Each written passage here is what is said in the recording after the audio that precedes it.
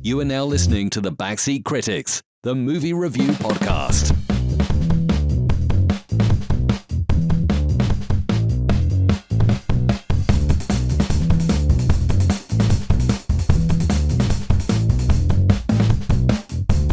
Welcome back. Oh my gosh, I already peaked. Welcome back to The Backseat Critics. My name is RJ. My name is Andrew. This is a podcast where we talk about movies that you should steer clear of. And today we are talking about Darby O'Gill and the Little People. You got to look back at your computer. Go. From 1959. What movie did I just watch? Oh, that's right. It's Darby O'Gill. I was checking. I forget the O'Gill part because I just keep thinking Darby and the Little People. But then I forgot the year. I was thinking 63. I was off. But you're like, we're talking about Darby O'Gill and the Little People. You have to read the title. I forget the last name. How? I know Darby. Throughout the whole movie, everything... Wow, that got dark. Yeah, it did. Everything is just Darby. Oh, it might be dying. And your camera doesn't work. No, the laptop doesn't.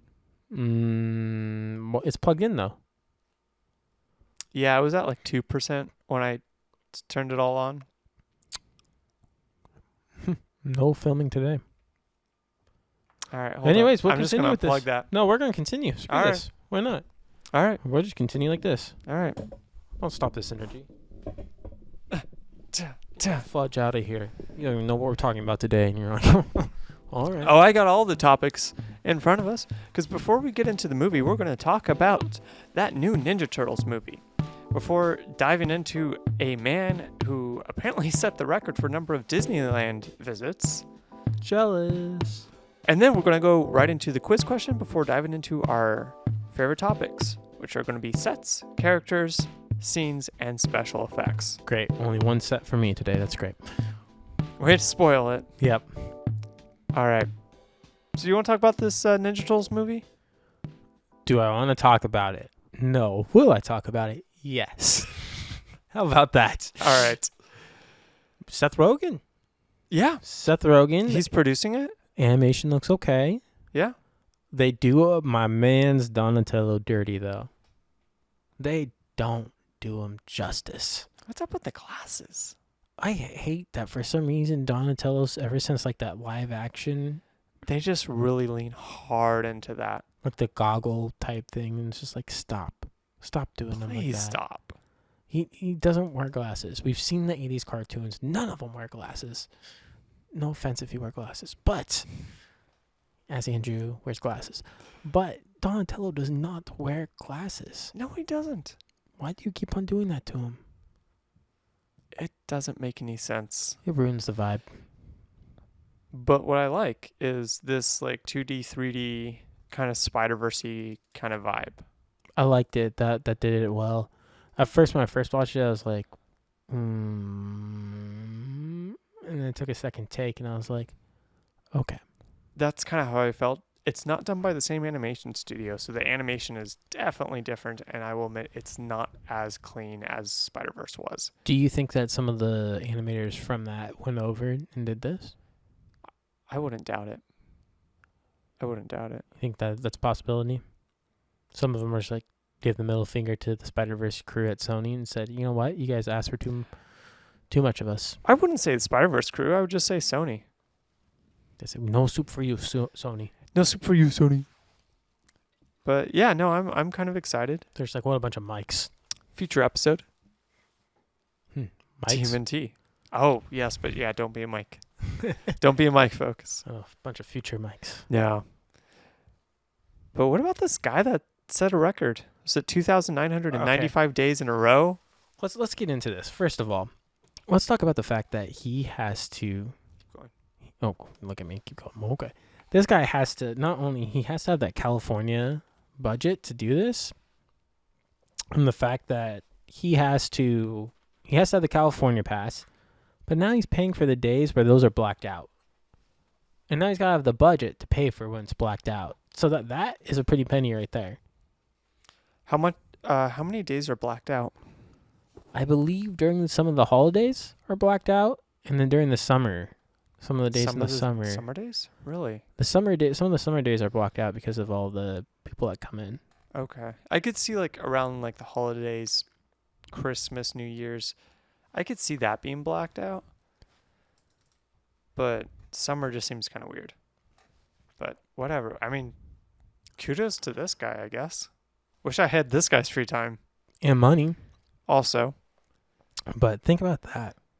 That's crazy. And to think that 2,900. What do you do? Do you think he just like, he's like, I'm going to set a world record today. And he just scanned the ticket, went into the park, and then left. I think he went probably, I mean. Okay. Let me rephrase this.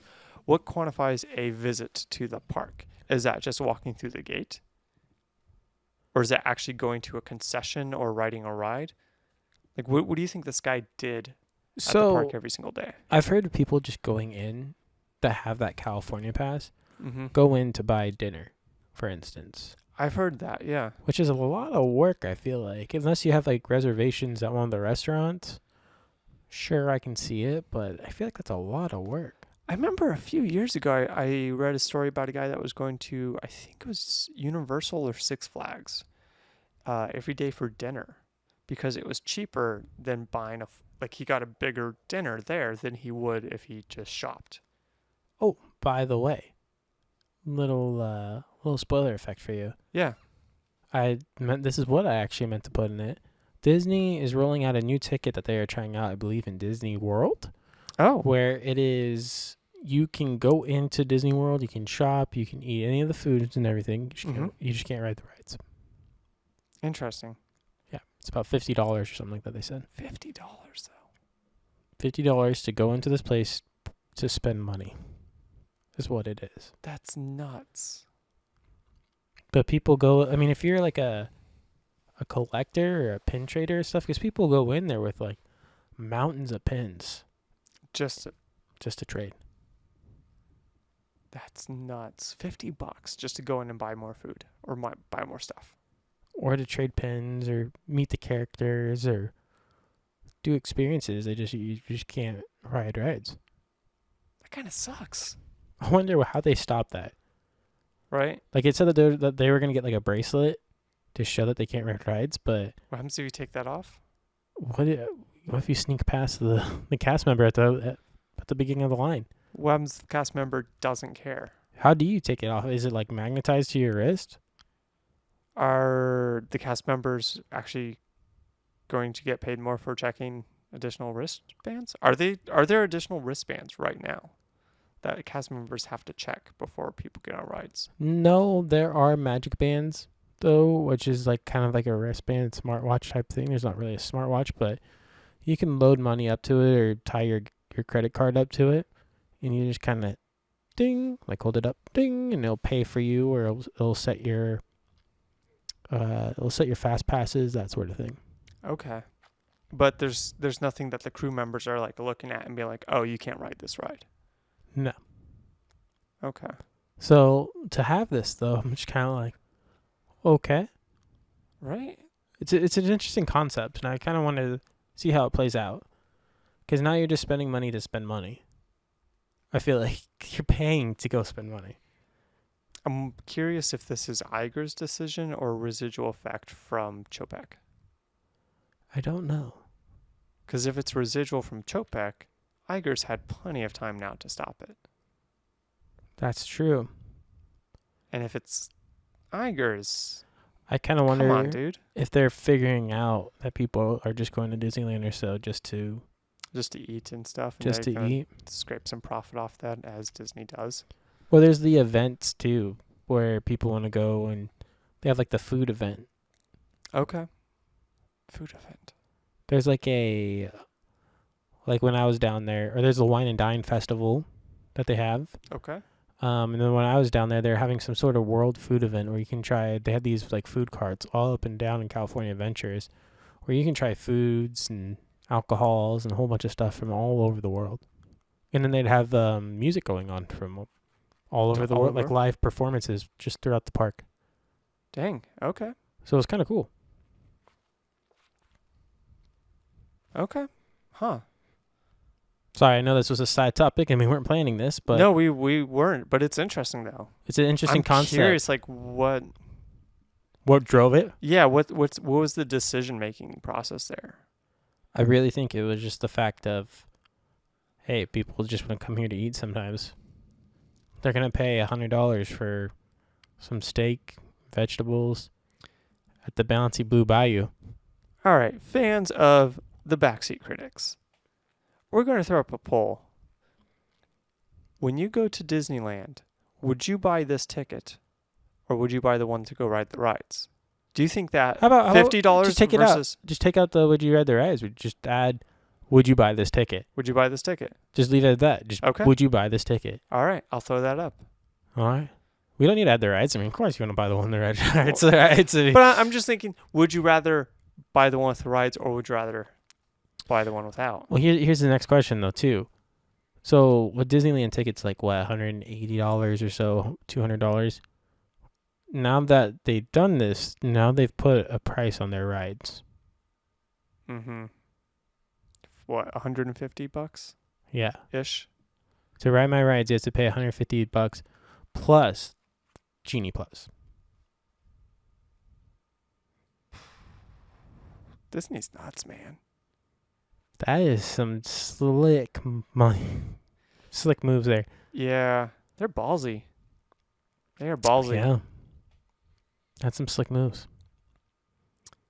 Sorry, now it's kind of bringing down the vibe. Let's get back into this. So Darby O'Gill and the Little People, the movie that you didn't know that we were going to do. But before we get into that, we got a quiz question and an intermission.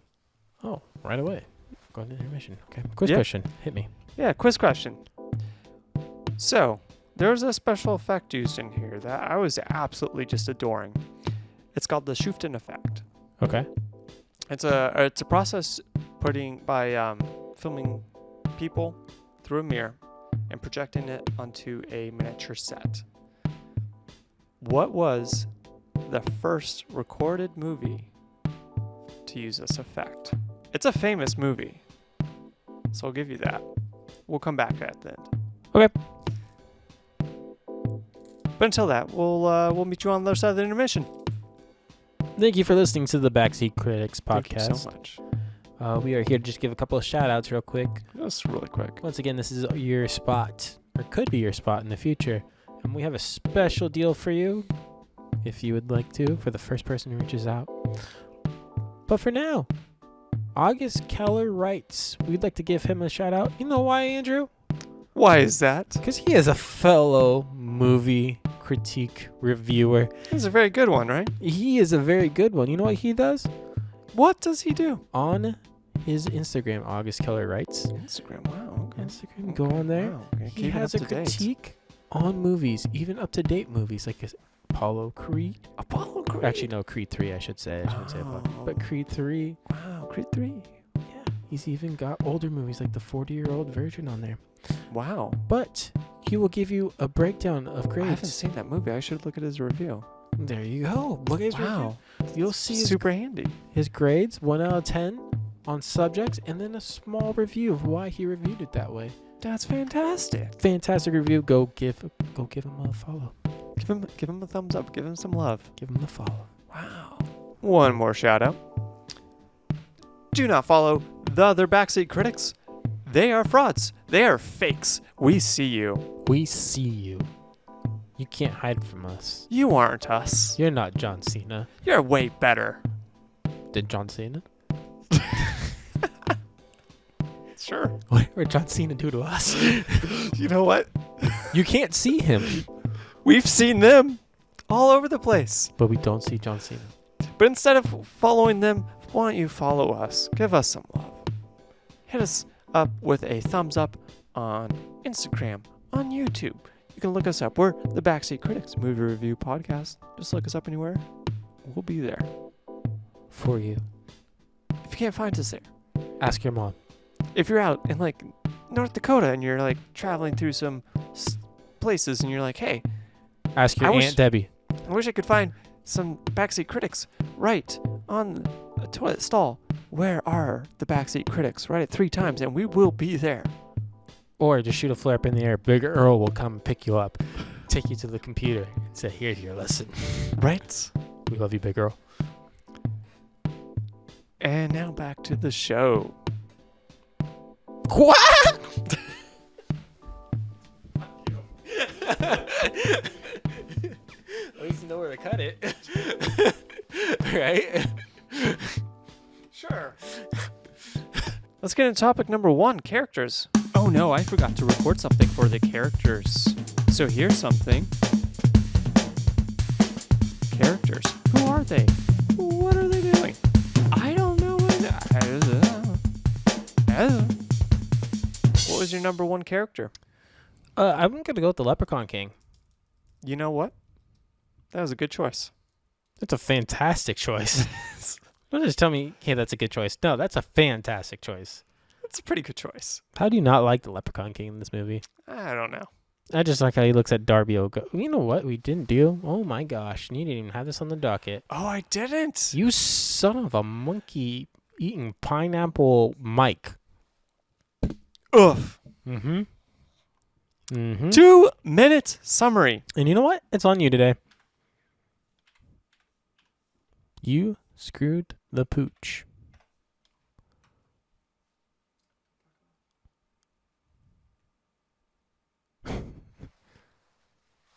Business official.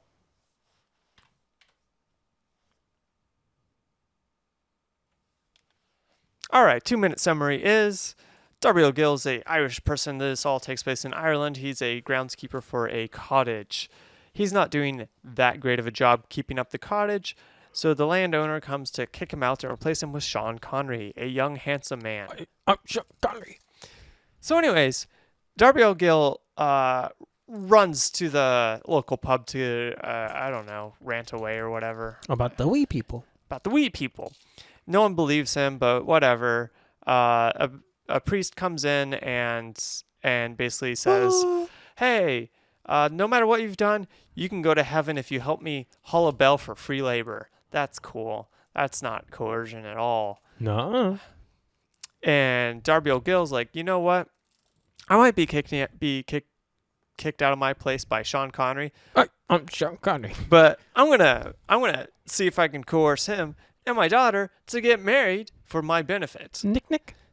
And you know what? It does happen at the very end. So anyways, Darby O'Gill gets kicked into a little throne room under a mountain by a horse. Yeah. And he talks with the Leprechaun King guy. I'm a Leprechaun King. And he gets him hammered. He escapes. There's a big back and forth. He tries to convince people that he's Leprechaun King, but people just see bunnies, mostly just Sean Connery. There's a big back and forth. The daughter becomes sick. She almost dies. Hey, I'm sick. Oh my God. The Darby decides, hey, I want to let this Grim Reaper headless horseman dude take my life instead of my daughter's. Took my life. And Darby O'Gill starts sacrificing his life. And because it's a Disney movie, they renege on it. The scriptwriters did. And so Darby O'Gill lived happily ever after, knowing that Sean Connery married his wife, his daughter, and that he'll be able to stay in the cottage. Okay, so I have a bugaboo with it. I know that was exactly 2 minutes, but I have a bugaboo with your summary. You never talk about Pony in it. Talk about Pony. What do you mean you have me talk about Pony? He's the villain of the movie. You never talk about the villain of the movie whatsoever. All right. I didn't feel that he was that detrimental to the plot. I felt The fact antagonist, that he tried to sabotage Sean Connery. I felt that the antagonistic relationship between the Leprechaun King and Darby, that was There's more a of hate-love relationship. Yeah, like that was more of a thing than Pony. They hate and love each other. But anyways, we'll get into this when we get into characters, which is right now. Again, characters. So Leprechaun King number 1. That's your number 1? Yeah. Wow. Yeah, why would you not be? I would have never guessed that. Well, the dude, first of all, loves to party. He drank up a whole thing of scotch. He loves to party. Yeah, he does. Second of all, he was very hospitable to capturing good old Darby O'Gill. Hospitable. hospitable. He offered him his home, and Darby O'Gill gave him the middle finger and said, "I'm out of here. I won't take this." As he tried to steal his gold, too. Yep. Darby O'Gill's the real villain of this movie. Darby O'Gill is absolutely the villain of this movie. He starts the movie off by threatening to kill the little leprechaun guy if he doesn't give him the wishes. Yep. He talked about the story. The Yeah. story of him meeting the leprechaun. We don't know if it's true or not, but it is hashed out once they meet each other, run into each other again. So, yeah, and the whole plot about him losing the land, if he would have just cut some weeds, we'd be fine. Yep. Darby's the villain. He is just missing some weeds. It's a Mrs. Doubtfire situation. Instead The main he's- character is the villain. He's at the pub telling stories about the leprechaun. Mm-hmm. He is the villain. All right, who's your number 2? Oh, so is that your number 1 too? Is the Leprechaun King? We're going you first, me second. Why are we doing this? But yes, my number 1 is the Leprechaun King. That's what I thought. Foo. No, the dude just like owned the scene Sure. every single time Yeah. that he was on screen. Yes. Leprechaun King number 1. Also, dude was a lush. Loved him. Number 2. I'm gonna go with Sean Connery's character. What? Yeah, I'm feeling Sean Connery. Sean Connery. The best acting he's ever done in his life. Why? Why? I don't know. I was just feeling him. I was feeling his vibe. Okay, I was question. feeling his swagger. Question. So we know in James Bond that Sean Connery was wearing a toupee. Okay. Was he wearing a toupee in this? I don't feel like he was. I don't feel like he was either, but he's fooled me before. This was young Sean Connery. Yeah, so was Dr. No Sean Connery with toupee. I feel like this is a very handsome Sean Connery, and I was feeling his vibe, his song that he was throwing He down. had BDE. I was like, I feel your song. He is drawing in the girl. I was like, as he was singing, doing chores, I was like, okay, my guy can sing. Not really, but he's got me. So you've got my ear, Mr. Sean Connery. Better than another Bond Mm-hmm. singing. But I'm gonna go with Sean Connery's character at number 2. Really? Mm-hmm. Okay. He's a good guy. He was just a upright good guy. All right. So my number 2. Darby O'Gill. Oh, you read my piece of paper over here? Because I Oh. actually mixed it up. No. Okay. Darby was my number 2. My number 2 is actually Pony. Pony, because now I Pony. brought him up, and now you're like, oh, he's not good enough to say in the 2-minute summary. But here you are bringing up as your number 2 favorite character, but he's not good enough to bring in the summary. Because Oh, okay. he wasn't detrimental to the plot enough. But I just loved how this dude, every single time he was in the scene, he was trying to fight somebody. He was always wanting to punch somebody, ambush them, grab them. He was just always hostile. So, if you don't mind, I'm going to lead into my number 3. He had LDE. My number 3 is the bartender. Oh, really? Reason being is because that guy goes to Pony and goes, if I was 10 years younger. Oh, bro, you don't have Pony at all 10 years ago. No. Like, Pony's a strapping young lad. Like, Yeah. he is Dude, ready- it's Gaston. basically, like, he's ready to he had Sean Connery in a chokehold. He was ready to beat the crap out of him at one point. But that bartender wasn't even afraid. He goes, no more whiskey for you. We're Stout. cutting you off. You know, it's funny. He still gives him a stout. Right? I was like, okay, no more whiskey. But Also, you Here's some want a beer. death wish? Cut an Irish person off their whiskey. he gave him his beer. We just lost Ireland. Yeah, thanks. You know what? This is the movie that I thought, you know what, we would be repping our boys up there. But nope. Nope. Because we're talking about my number 3 character, Which is? Darby. The real villain of the movie. Absolutely. I mean, the guy was the driving force behind the whole movie. And I don't know. I just kind of, enjoyed him. He was fun. Crazy old man. That was a dude where you could sit down and he would tell you the story of Old Greg. He is the equivalent to Maurice in Beauty and the Beast, Yeah. where he comes back and Maurice is like, there's a beast in the castle. They have my daughter. And I think this one's kind of the same. I have my leprechaun. I got my leprechaun. He grants me 3 wishes. And I asked for 4, and he got me. Twice I've asked for 4, but Yeah. I won't be fooled again. Yep. That was probably good. I mean, Did you hear that line, how his wife was taken from him by the banshee? Yeah, that was wild. But they never go into that. He's like, I'm not letting them take her like they took my wife. Like, what? Mm-hmm. What? Well, where did you mess with the banshee before? Right? Which is wild.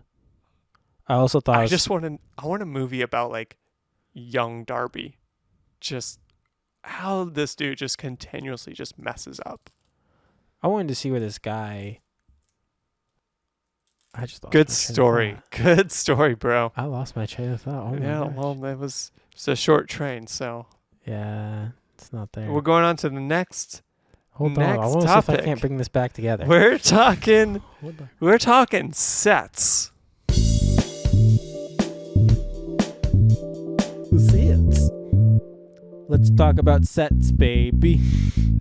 Just you and me. Okay, my one and only set is the Leprechaun lair. Really? Mm-hmm. Wow. That's my only set. So lame. I didn't see it as a Leprechaun lair of sorts, but I did enjoy just the fact that it was like a cave almost, and how it opened up the all the leprechauns came running out. But that's my only set. So you can go into your 1, 2, and 3, but that's my only set. That's fine. We can go on to characters. It's like, okay, now we're cutting that one out. We're cutting that one out. I'll just include my sets in the visual effects. Okay, whatever you gotta do. Whatever's gonna make you feel better. They're the same though. Characters. We just did characters. And by characters, I mean, what were your favorite scenes? We're off to talk about C, What's happening? the magical going wizards of scenes. I'm so confused. Everything. Oh yeah. All right, It's been a day, dude. I can tell. Jeez, get together, my guy. First, you don't even know what movie we're reviewing. I don't. Okay, so favorite scenes. My first favorite scene is going to be when they go into the leprechaun lair and they're dancing and doing their jig and having a grand old time, and Mr. Papa, Leprechaun King, sitting It on his just throne. escalates so much Yeah. to the point where they're just running around the throne on horses. A dance erupts into horses. Well, they call it the Chase of the Fox, which Okay. isn't that just Peter and the Fox? Or right? Or Peter? No, that's Peter and the Wolf. I was thinking of. Never mind. Yeah, no, wrong movie. Why haven't they made like a live action of that? Why would they? Dude, Peter and the Wolf was the crap back in the day. Yeah, it Like- was. Like as a kid, like that's a movie I was renting for the library, for the cartoon. So why would you do live action? Because I think you can make it really good. Because it's perfect. I mean, really good as in really bad, but perfect for us to watch. Any material we can get, So we'll take it. please make that movie. Like just Cocaine Bear, like it's the same thing. Right? Peter and the you can make the wolf like CGI, super scary up, and then make Peter like 12 feet tall. No, you mean the wolf? Yes. Yes. Make the wolf 12 feet tall. Voiced by Paul Giamatti. No. Yes. No, and I want to see like the you know how you make it really good is that you make it like Hey, Peter. wait, I got this Hey, movie. Peter. I got this movie Hey, great. Peter. You ready? I'm a wolf. I'm a wolf now. Here's this movie. This movie's gonna be Paul fire. Giamatti. I'm a wolf. So we're past the Peter and the Wolf stage when they're a little boy and the wolf, right? Now we're into where they're older. They had battles against each other, and they're still going to battle. And you got Chris Hemsworth playing Peter, You got Paul Giamatti playing the wolf. Hey, Peter. and the wolf. And I'm in a movie. I think this is a great movie. Okay, anyways, continue. Starring Paul Giamatti. I had a great movie there. That was going to be a really great bad movie. Hey, Peter. I'm a wolf. Okay, so my favorite scene though is the leprechaun lair. Yeah, mine's actually exactly the same. Leprechaun Lair. Leprechaun Lair. I just love how it starts off with just a modest dance, picks up, and then they're riding horses. Yes. It was just fun.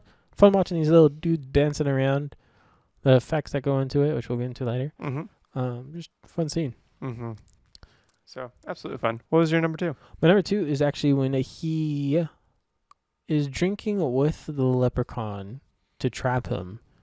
And then in the morning, Darby O'Gill, that sly dog, he goes, I got you. It's sunlight. You can't use your powers. And he tries to run through the door. And then Darby O'Gill's like, sick him. And puts a cat out there and traps him. I don't know. It's just kind of fun. Like you said before, the Leprechaun King steals the stage. He does. Every single time. And I think this was a really scene that was like using a lot of him. So. All right. So, yeah, mine's number 2 is actually exactly the same. Is it? Yeah.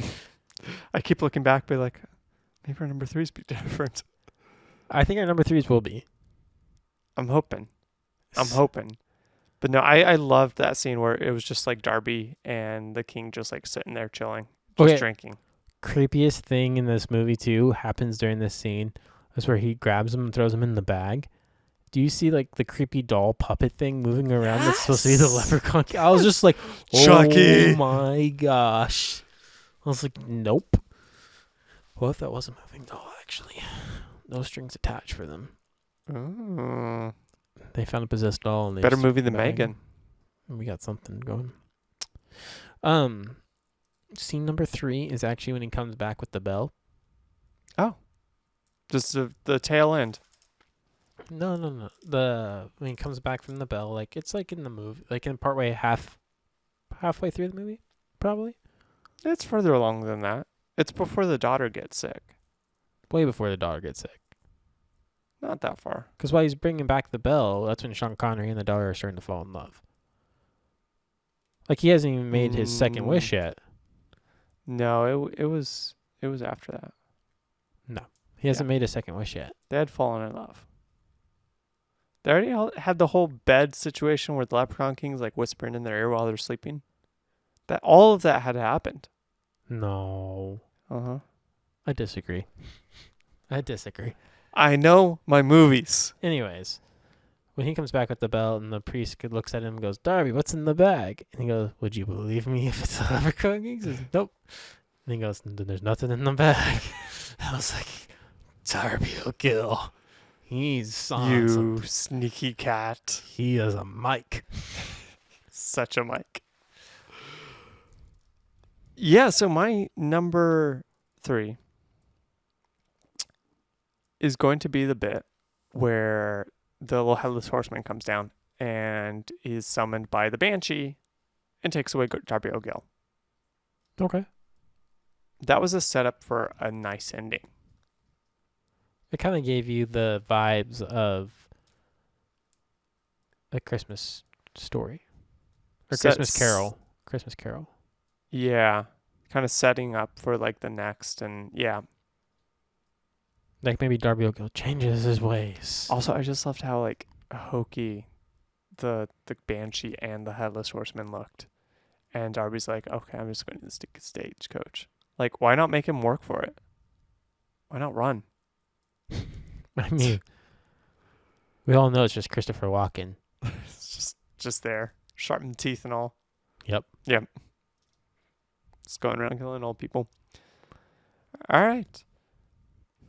We're going to talk about some special effects. What were your top 3 favorite special effects?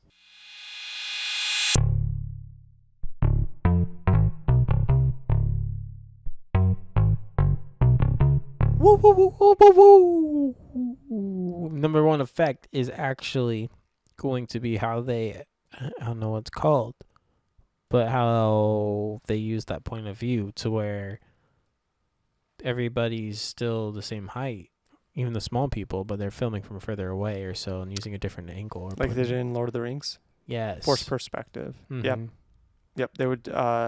like what they do in Disneyland, for instance, as we are a Disney podcast of some sort, in ways, once in a while. Unofficially. But It's the same thing though. Same thing. Disneyland castle. They try to make it look bigger, Mm-hmm. and here we are. They're trying to make these guys look big, and they did a great job.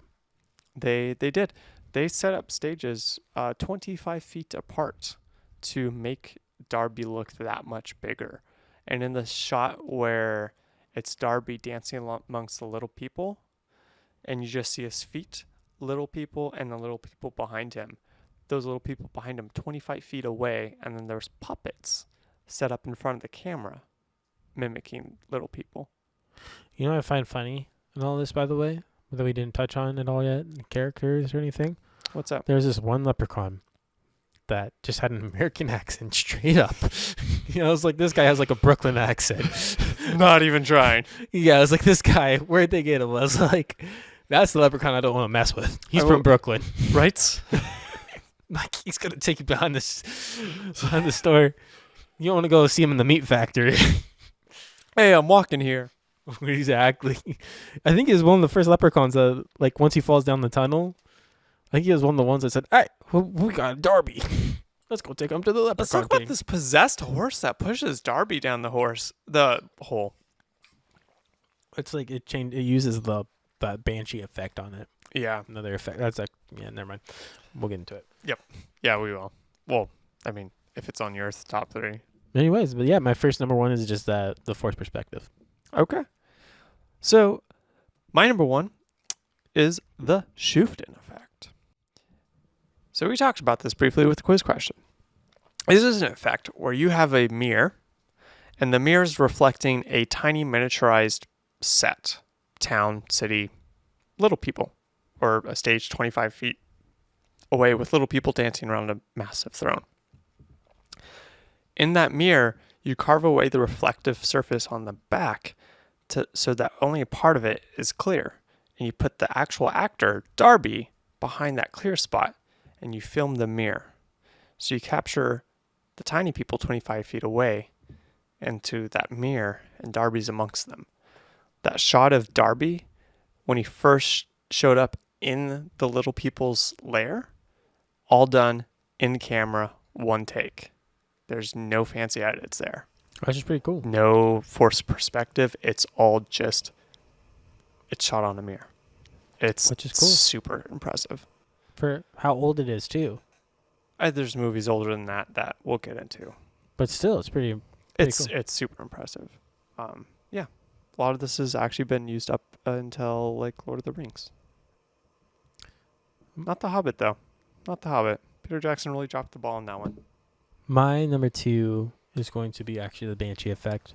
Really? Yeah, I know it's a cheesy effect, but it's a staple in bad movies. The way it was basically how they put the color even on the headless horseman, like a distorted color sort of thing, like a black, blue.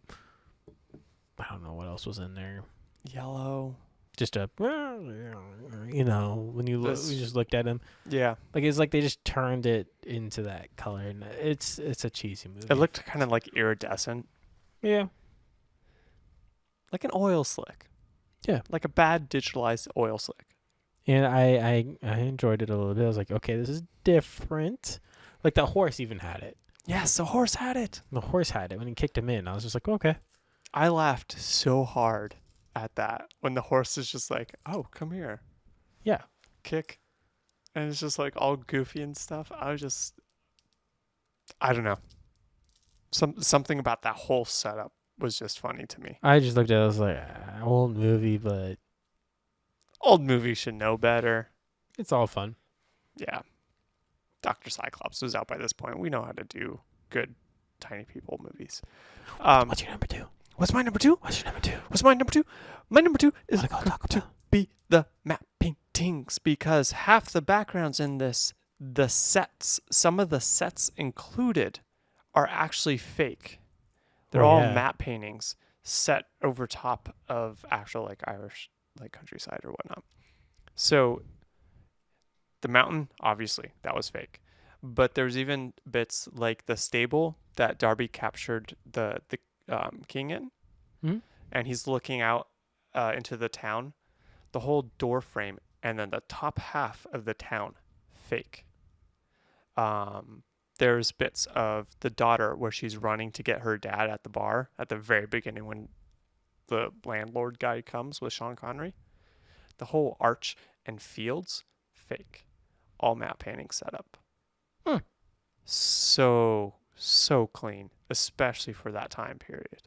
Like most matte paintings, you get they have like a faded effect just because like light bouncing off of it. It's just a flat surface. Didn't get that.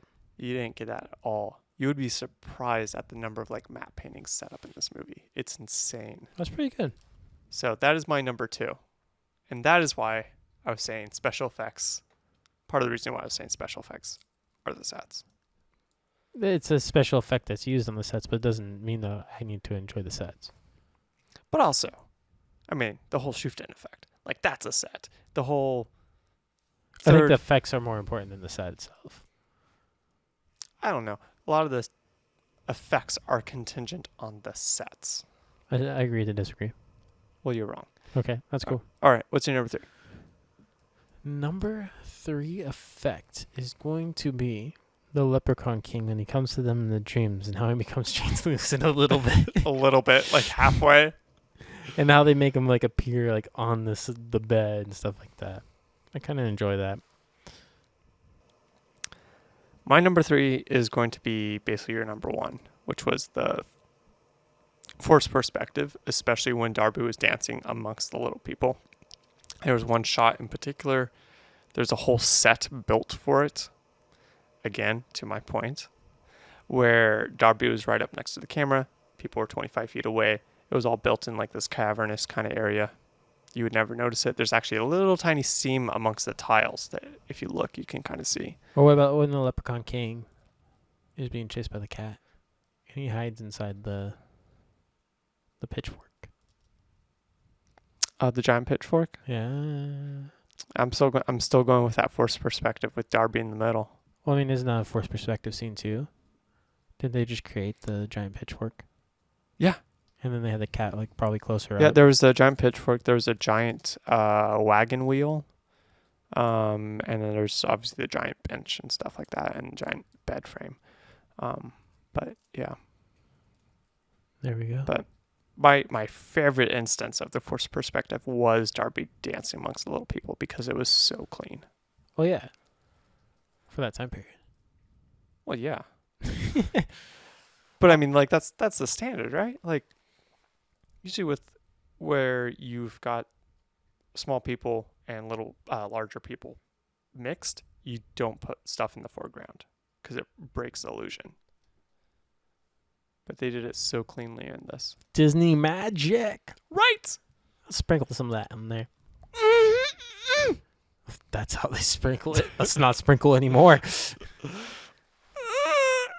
Yeah, their sprinkling's done. Ooh, yeah. Yeah, okay, so I'm Paul Giamatti. what's next? Well, that's it. We're going into final thoughts, and we're going to answer that quiz question. My thought on I'm probably wrong, is Wizard of Oz. Okay, so for a refresher, for people who skipped, the question was, what was the earliest movie on record that used the Shuften process that sent actors? That was a method of using mirrors to put actors into tiny miniaturized sets. And you said Wizard of Oz? Correct. You are wrong I figured I was wrong. by about 10 years. What was it? Metropolis. Never seen it. Oh, old sci-fi. Never seen it. Super good. Give it a watch. Probably not, but it's okay. Oh, you Mike, you. You Mike. Well, final thoughts of Darby O'Gill and the Little People are, it's all right. Really? It's all right. I mean, I watched it. I don't feel like I need to run out and see it again. Maybe I bring it back up during a March, St. Patrick's Day time period. Maybe I add it to the list, but it's all right. I'm right there with you. It's okay. It could have been. It's good for classic. It is. If you love like special effects and stuff, Hold on. If you love old Sean Connery, then let's just say watch this movie. Because, woo doggy. Woof. I had to change my shirt 3 times. I was sweating so much watching him. So if you like Sean Connery, Watching Sean Connery manhandle Pony, I'm like, oh my. and that just got cut out, hopefully. Oh my Mike. But if you really enjoyed watching young Sean Connery, then I think this is a good movie. I think if you love seeing kind of good old special effects from the 50s, early 60s, definitely give this a watch. If you want to watch this Leprechaun King, then give it a watch. If you want to watch some Irish people get drunk and then angry at each other, watch this movie. If you want to watch this movie. If you want to watch the main character of a movie also be the villain, watch this movie. If you want to watch crazy old men and poor cooking, watch this movie. If you want to watch a priest hold people's internal life above their head, watch this movie. If you want to watch Banshees, watch this movie. If you want to see a horse shove a person down a well, watch this movie. If you want to see a leprechaun play matchmaker, watch this movie. If you want to hear about Paul Giamatti playing in Peter and the Wolf, listen to this podcast. Because that's not going to happen. You ruined my movie. But otherwise, anything else to touch on there? Yeah. We out. Okay.